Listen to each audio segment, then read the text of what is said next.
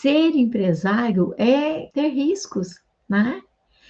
E o problema todo é que muitas vezes o empresário está tão no operacional, que ele nem sequer para pensar nisto.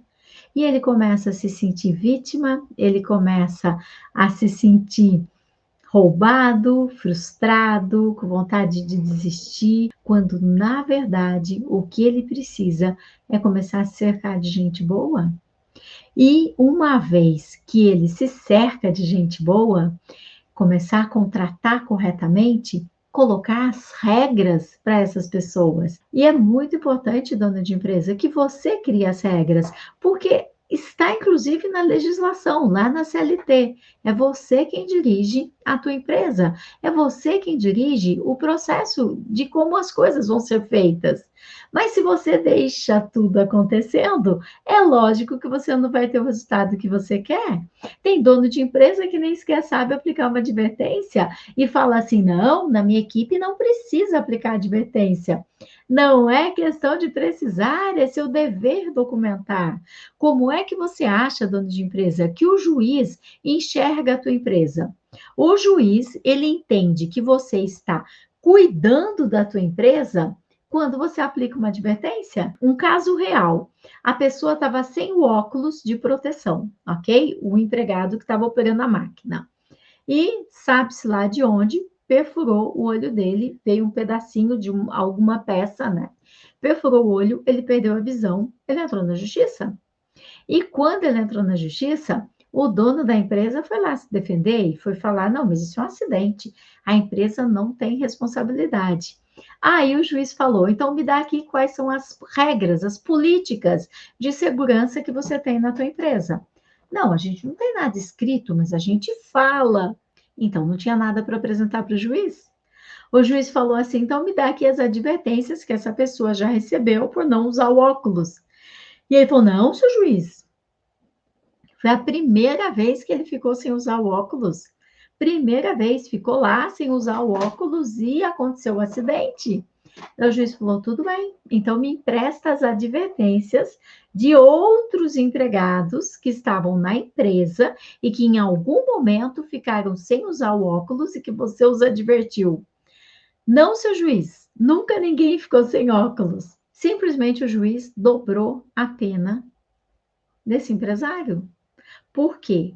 Além dele não ter feito o seu papel, que é aplicar as advertências, documentar da forma correta, ele ainda estava tentando se safar de uma dessas sem nunca ter feito o seu papel que deveria ter sido feito. Tem muitos empresários que eles querem, né, tipo, pessoas que trabalhem com eles que tenham iniciativa, pessoas que sejam criativas. Pessoas que têm iniciativas, que são criativas, elas acabam errando, né? E você está preparado para entender que aquilo é um ops, que aquilo foi algo que aconteceu e não algo que cai na sua cabeça. Você não tem uma nuvem na tua cabeça e você passa pela vida, ó dias, ó céus, ó azar. Eu era assim. De verdade, eu era assim. Eu achava que tudo acontecia comigo. Eu achava que se tivesse uma pessoa estranha num raio de 15 quilômetros, eu ia contratar para trabalhar na minha empresa e ia dar errado. E essa pessoa ainda ia acabar me roubando depois. E as coisas aconteciam da forma que eu previa que iriam acontecer. Até que eu entendi que eu era a única responsável e que coisas erradas acontecem em todas as empresas, sejam nas grandes multinacionais, sejam nas empresas começando, sejam nas empresas familiares, em todas acontecem. Carmen, mas se as coisas acontecem errado, como é que elas podem crescer e ter tanto dinheiro? Coisas vão acontecer errado, sim, mas a forma com a qual você vai lidar com o erro é que vai ser o responsável pelo teu sucesso ou pelo teu fracasso. Se você vai ficar focado no erro, focado. Eu me lembro que eu trabalhei, isso enquanto eu fazia faculdade ainda, de vendedora, eu vendia para 9 cidades, eu vendia para supermercados, e naquela época andava muito de ônibus, pegava muita rodoviária, E tinha um supermercado numa cidade aqui vizinha, e que eu chegava lá, nós fazíamos aposta entre os vendedores de quem ia conseguir vender para ele. E eu sempre ganhava. Seu Agenor. Lembro até hoje, gente. E aí eu chegava lá no supermercado do seu Agenor, aquelas prateleiras vazias, né? Então eu pegava e começava a puxar as latinhas para frente da prateleira. Seu Agenor, o que você está fazendo? Eu não vou comprar nada, não. Não, eu sei, seu Agenor. Mas é que se alguém entrar aqui no supermercado, né? Olha aqui que horrível. Só tem meia dúzia de latas, elas ainda estão lá no fundo. Vai parecer que o senhor está falindo, né? E eu continuava arrumando as latinhas, né? Aí ele vinha do meu lado, ele falava assim: não, não vou comprar, não, porque a situação está difícil. E aí ele contava pela 30ª vez, nem sei, todas as vezes que eu ia lá, ele contava a mesma história. De que há 10 anos atrás, que ele tinha sido roubado pelo sócio dele, que o sócio dele comprou uma chácara com o dinheiro do mercado, comprou uma caminhonete, estudou os filhos e ele ficou só com prejuízo e tal. E eu escutava, né? E depois que eu terminava de escutar, eu falava: ok, seu Agenor, e agora? O que o senhor vai fazer com isso? Vamos dar o troco aí para o teu sócio? Vamos começar a ganhar dinheiro?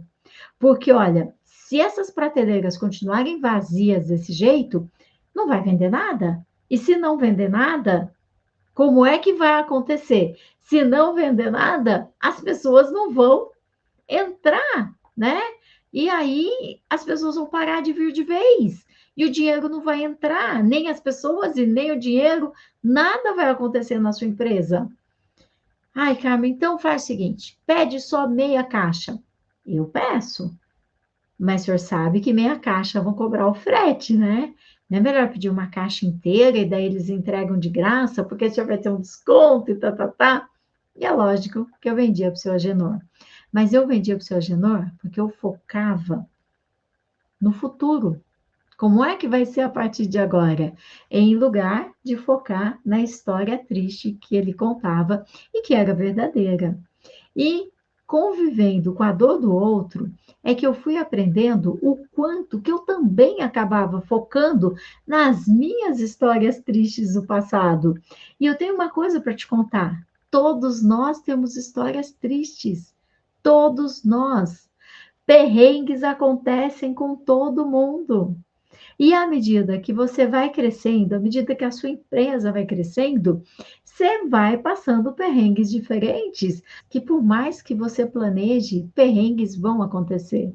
Perrengues chiques ou perrengues do dia a dia mesmo, quando o teu empregado te rouba, ou quando você tem um pedido que é cancelado por um cliente, ou quando você recebe um processo na justiça, ou quando tua empresa é assaltada, ou quando tua empresa é alagada. Eu já conheci empresários que a sua empresa foi completamente coberta de água. Eu conheci empresários que a empresa pegou fogo e a empresa foi parar no chão. Perrengues tristes, perrengues chiques fazem parte da vida. Antes, dono de empresa, de você pensar em desistir, pense o quanto você é responsável pelos resultados que você tem. Porque nós que escolhemos nossa equipe, nós que colocamos as regras, nós que fazemos tudo que nos traz até os resultados que nós temos. Entende? Muitas vezes nós acabamos tendo muito mais benefício em estar no perrengue do que quando nós temos resultados positivos. É comum o dono de empresa acabar contratando parentes, amigos, indicados, até clientes. Eu não sei se você já passou por isso. E costuma até dar certo enquanto você está no operacional, enquanto você está lá, ó, ombro com ombro, trabalhando com aquela pessoa. Enquanto você está no operacional, trabalhando com aquela pessoa, ombro a ombro, É como se você fosse um empregado, é como se você fosse um colega de trabalho dessa pessoa. E até funciona. Mas com o tempo, à medida que a sua empresa começa a crescer, você começa a fazer as regras, você passa a dirigir a sua empresa, você passa a enxergar a sua empresa como o empresário deveria enxergar a sua empresa, que ela tem que ter lucro, que ela tem que crescer, que você precisa, né, fazer com que a sua empresa cresça. À medida que a sua empresa começa a crescer, talvez você já não se dê mais tão bem assim. Por quê? O risco da empresa é seu. O outro dia, a irmã de uma aluna minha falou assim: você fica agora só passeando, mas fui eu que enriquei você, né? E essa palavra existe. Ela queria dizer que ela deixou ela rica. E muitas vezes essa é a visão do empregado. Às vezes você tem empresa há 30 anos, o empregado começou a trabalhar agora na tua empresa e ele já acha que você ficou rico devido ao dinheiro que ele trouxe para a tua empresa. Ele esquece todo o histórico que você tem. E muitas vezes os empresários acabam ficando refém das pessoas e preferem ficar no operacional, preferem não sair de férias porque o que vão pensar, né? Esses dias escreveram no meu Instagram, eu até dei risada, né? Agora o dono de empresa não para mais lá e larga a gente trabalhando. Oi? Deixa eu te explicar uma coisa. Dono de empresa, quando você está na empresa, o teu empregado tem que fazer ABC. Se você está na China, teu empregado tem que fazer ABC. Se você está na Disney, teu empregado tem que fazer ABC. Se você está dormindo, ele tem que fazer ABC. O problema é que não é claro o que teu empregado tem para fazer.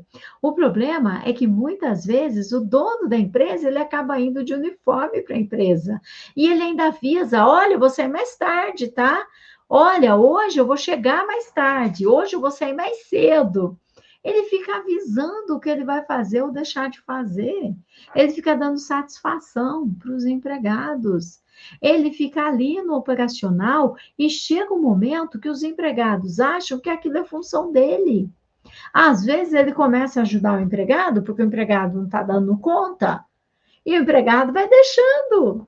E quando vê, ele passa a achar que é papel do dono. E quando o dono não vai, ele acha que ele está sobrecarregado. Mas o dono fez as funções do dono. O empregado fez as funções do empregado. Você estando na empresa ou você não estando na empresa, a empresa é a mesma.